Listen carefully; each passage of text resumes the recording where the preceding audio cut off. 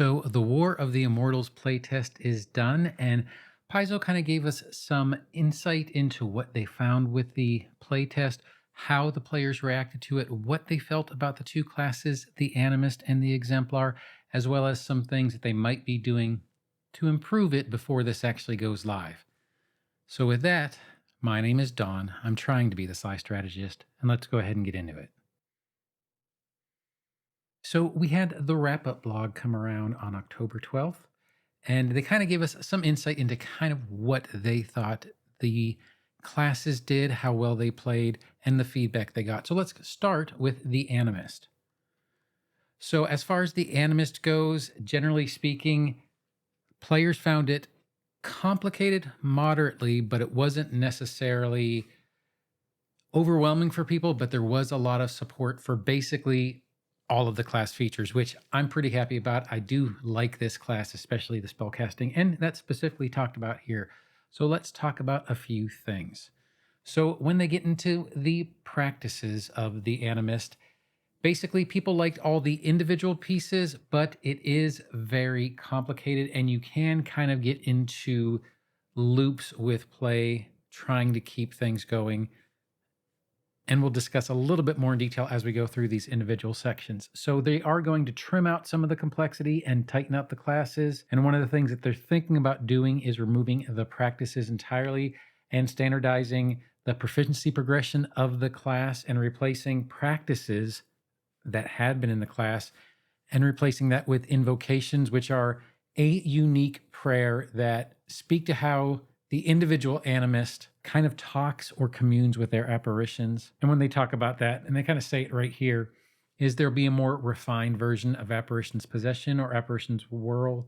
And that will be where these will kind of go as opposed to staying with the practices. It might also be a new home for sustaining dance and make it actually part of the chassis of the class rather than an additional feat. Now, vessel spells, one of the problems that came out of here was generally those degenerative play loops that they were talking about, because you kind of have to keep triple casting the same vessel spell and making it so that someone who chooses a single apparition will generally use more of their actual spell slots in spell casting, and those that use multiple apparitions will be encouraged to use a variety of vessel spells rather than sticking with just that one and getting stuck in that play loop. For spell casting, it was basically split between prepared and spontaneous, if you remember, and it was incredibly popular, and I liked it as well. I thought it was really good. There isn't too much they're willing to change, but they did mention that they might smooth out the explanation so it's easier for people to understand. And as far as apparitions, basically what they're going to do is increase the number of apparitions. There wasn't that much that they really thought that was horribly bad, but they were very focused on presenting a certain type of animist during the play test. So they want to expand it so it's a little bit more versatile and a little bit more things you can do. But the foundation of the apparitions works very well. With that, let's go ahead and move on to the Exemplar. Now for the Exemplar class, there were kind of the things that you would think of, and we actually created an Exemplar during one of our lives, and she was a great frontliner, fantastic. I'd love to play her.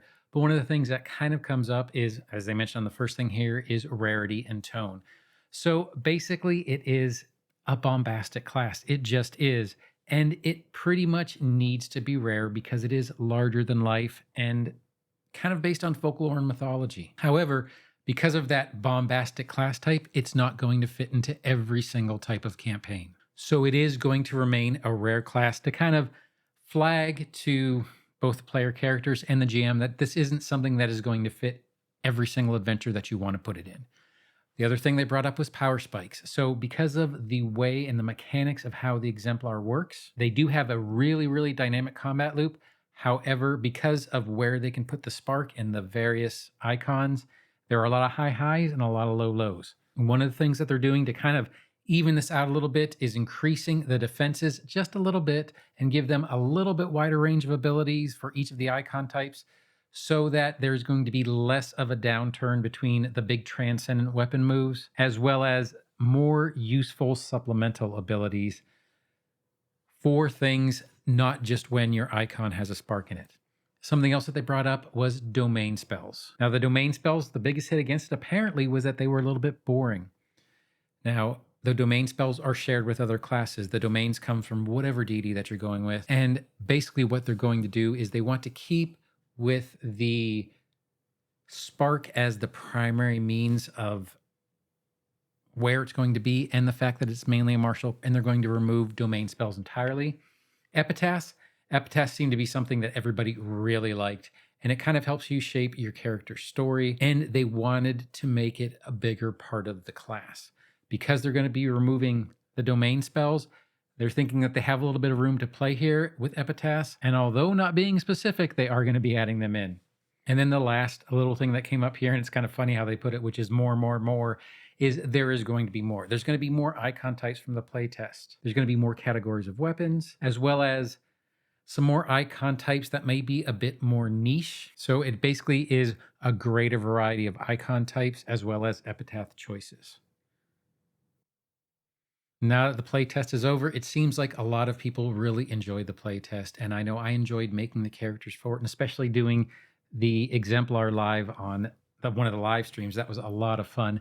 But I hope you enjoyed the playtest, and I hope you got a chance to play it and kind of go through it. If not, you can feel free to look through the documents that Paizo has published, but it's no longer an active thing that they're receiving commentary for.